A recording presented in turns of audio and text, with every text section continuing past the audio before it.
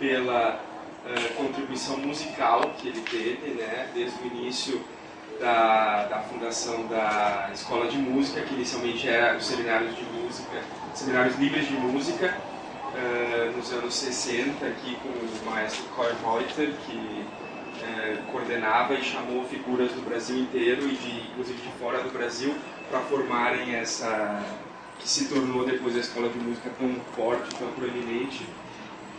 O Smetak foi uma dessas figuras e ele é muito conhecido por isso, mas o que poucos sabem é que ele também era um escritor de uma verve indomável quase. Ele legou para a gente 33 manuscritos, né, dos quais apenas até hoje 2 foram publicados.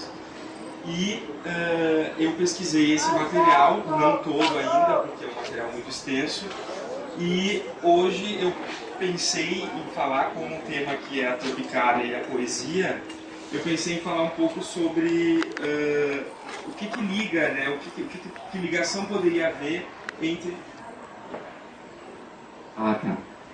qual ligação que poderia haver entre o Smetak e a Tropicália. E essa ligação ela é muito vasta e muito extensa. Quem já visitou aqui a exposição já viu as plásticas sonoras do Smetak e vê o quanto elas têm de tropicalismo, né? O quanto elas têm de mistura de cores e de formas e de arranjos aparentemente inusitados, mas que por trás deles há um grande cuidado, né, do Smetak, e ele deixa isso muito claro nos textos dele. E para falar também, enfatizar no caso do Smetak, em 67, né, que é quando a gente considera o marco da Tropicália, o Smetak já tinha 54 anos, né? Então ele e a turma que formou a Tropicália nessa época estava nos seus 20 e poucos. Então, o Smetak, a participação dele, enquanto professor dessa geração, ela é muito de um mestre mesmo, né? Então, o Tom Zé foi aluno do Smetak, o Gil também, inclusive o Gil é padrinho de um dos filhos do Smetak, do Ibitu, e a relação dele, então, é uma relação que comporta essa diferença de geração. Eu gostaria de falar um trecho que o Smetak cita num desses manuscritos, num desses 33 manuscritos, que ele fala dos selvagens cósmicos. Me parece que, quando ele fala desses selvagens cósmicos, ele está vendo esses jovens da perspectiva dele, da geração dele. Ele diz o seguinte: selvagens cósmicos, os jovens cheios de ideias, de energias e de inteligência bem descoordenadas, formando suas mentes pela ação do instinto, parecendo-se como uma soldadesca brilhante. Para mim também, que sou de uma outra geração da Tropicália, você falou que tinha 9 anos, né, quando o Caetano estava cantando Alegria, Alegria, eu não era, nem pensava ainda em nascer. Então, essa imagem para mim dos selvagens cósmicos, ela é muito forte, porque é assim um pouco que eu vi os tropicalistas e que eu vejo os tropicalistas, né? Eu vejo os tropicalistas muito através dos registros e das imagens e das ideias que foram legadas. Então, eu acho que essa visão dos selvagens cósmicos ela é muito produtiva para pensar o tropicalismo. E eu disse que Smetak era um mestre, mas eu não quis tirar o aspecto selvagem que ele propõe também para a música. Porque a gente não pode esquecer que Smetak foi, sim, um tropicalista radical no sentido antropofágico, que também era uma herança, a antropofagia também era uma herança que os tropicalistas pegaram de Oswald, que era a ingestão e a deglutição de várias referências, né? Então, os tropicalistas eles estão escutando Bob Dylan, eles estão escutando João Gilberto, eles estão ao mesmo tempo no boteco, eles estão comendo acarajé, eles estão misturando uma série de referências que enseja essa antropofagia mesmo, essa deglutição, né, de várias referências. No caso específico do Smetak, eu acho que isso fica bem claro se a gente observa essas plásticas sonoras dele, que são meio instrumentos musicais, meio esculturas, meio expressões de uma mente inquieta, de uma mente, eu diria, brilhante, que ele mistura ali vários códigos, né, que era o que estava também acontecendo muito com os tropicalistas. Ali, por exemplo, nas plásticas sonoras, você observa o aspecto, inclusive simbólico, né, daquilo ali que ele está querendo propor. Em 66, o Smetak abriu a oficina de luthieria dele nos Seminários Livres de Música. Nessa oficina, ele começou a desenvolver esse material que está aqui. Dos tropicalistas, eu diria, do que eu tenho visto e do que eu tenho lido, eu diria que ele teve uma ligação afetiva muito forte, inclusive de mestre e discípulo, por exemplo, com Gilberto Gil, com José de Abreu, o Jereba também. Inclusive, ele, como eu já falei, ele foi padrinho de um dos filhos do Gil.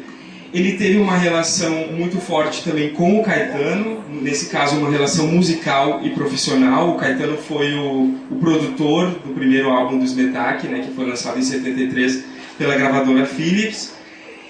Mas eu diria que dos tropicalistas, a ligação muito forte, inclusive intelectual e empática, profunda que ele teve, foi com o Rogério Duarte, que você citou também, uma figura bastante proeminente do pensamento. Inclusive nos manuscritos do Smetak a gente observa que tem várias referências ao Rogério, e inclusive ele copia alguns poemas do Rogério Duarte.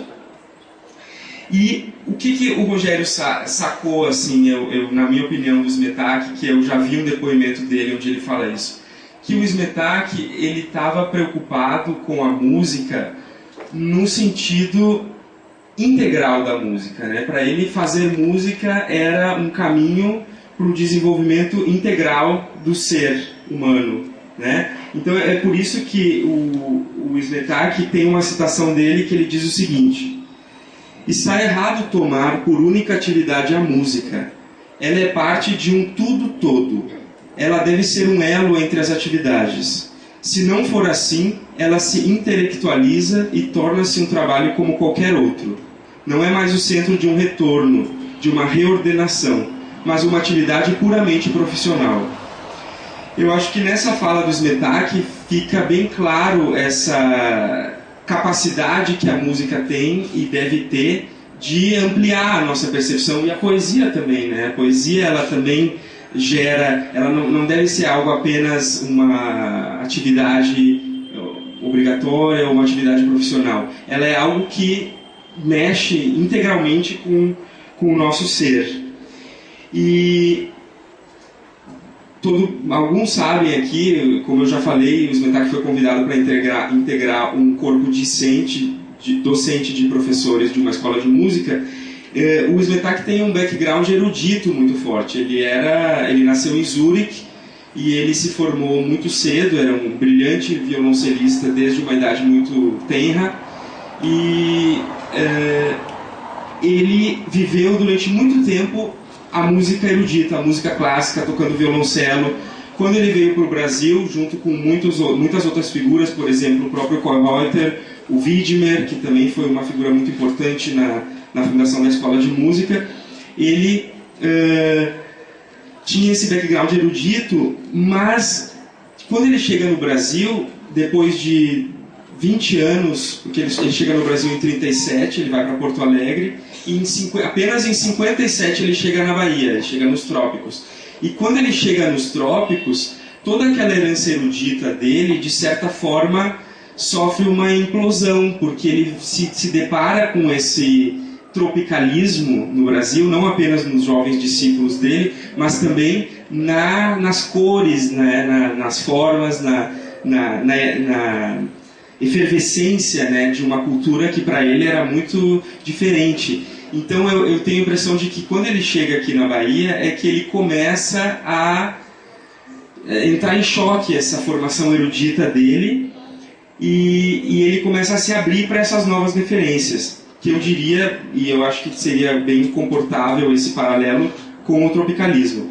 Então eu tenho uma outra frase aqui do Smetak, onde ele mostra um pouco essa ruptura que ele teve com a música formalmente clássica.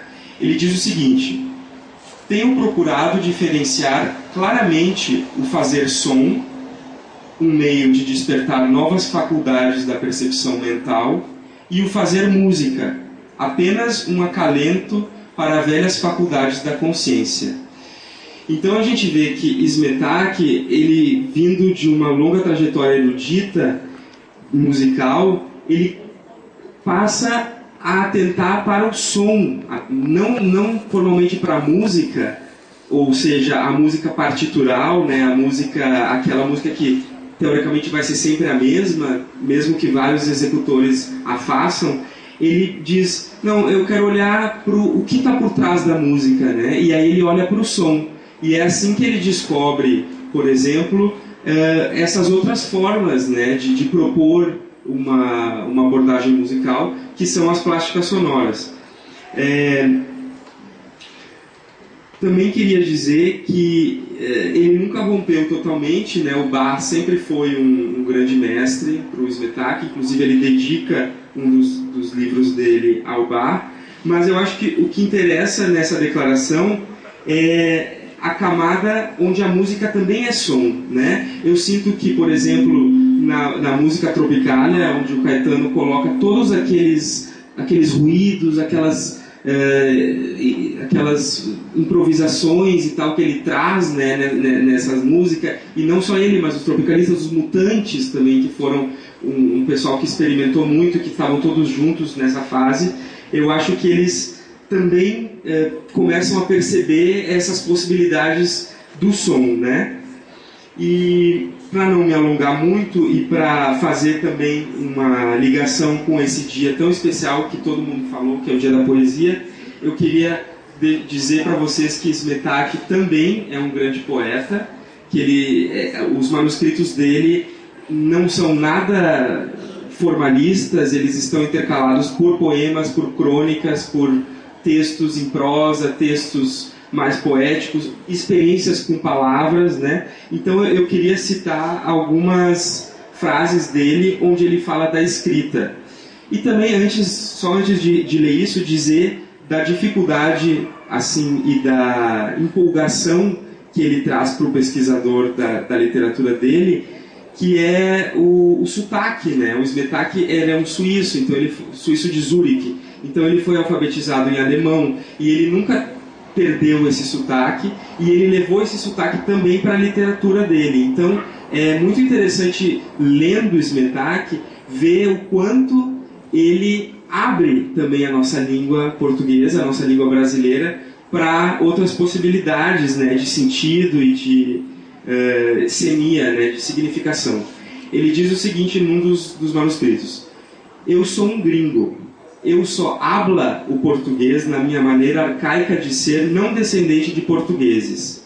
Então, eu sou obrigado a indefinir as definições. Para adquirir novas definições, como por exemplo essas: aquilo, isso, sim que não, os ais, os estarentes e os serentes. Isso é puro sânscrito, traduzido em português. Pode estar certo. Improvisação é isto. Deve estar certo tudo o que aparece na hora, porque foi elaborado num longo trabalho anterior da mente. Improvisação é organizada e pertence a uma organização superior. O caos pertence a uma ordem superior da mente, antes que ela se manifeste em cosmo. Isso está no livro Enxerto de Takaká. Depois ele tem uma outra fase sobre a escrita, que quem é poeta, quem é escritor, talvez ache muito bonita, eu acho, que ele diz o seguinte: escrever é estar sempre grávido e ser enamorado. Né? Mabel falou dos amores do Castro Alves, e é isso, né? O poeta, quem escreve, está sempre enamorado e, de certa forma, sempre grávido. Né? Depois ele diz aqui no manuscrito de Hífens e Antimônios, ele diz o seguinte: a palavra deve ser tão leve como o papel, para o vento a levar para onde quiser. Depois ele diz: eu escrevo para guardar coisas no papel. E eu acho que eu não vou me alongar muito, e também para a gente abrir aqui para a conversa, eu gostaria só de ler um trecho aqui que eu acho muito belo também dele, que é o seguinte, que liga o fazer som e o escrever. Ele diz o seguinte: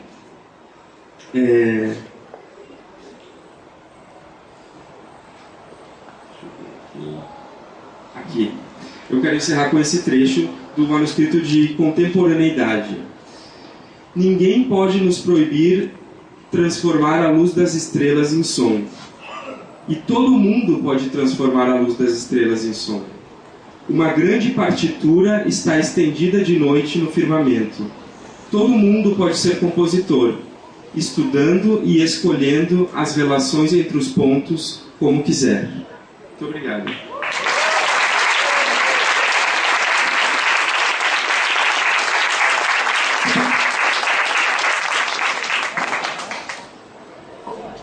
Então, poxa, foi bem bacana. Nós vamos agora bater um papo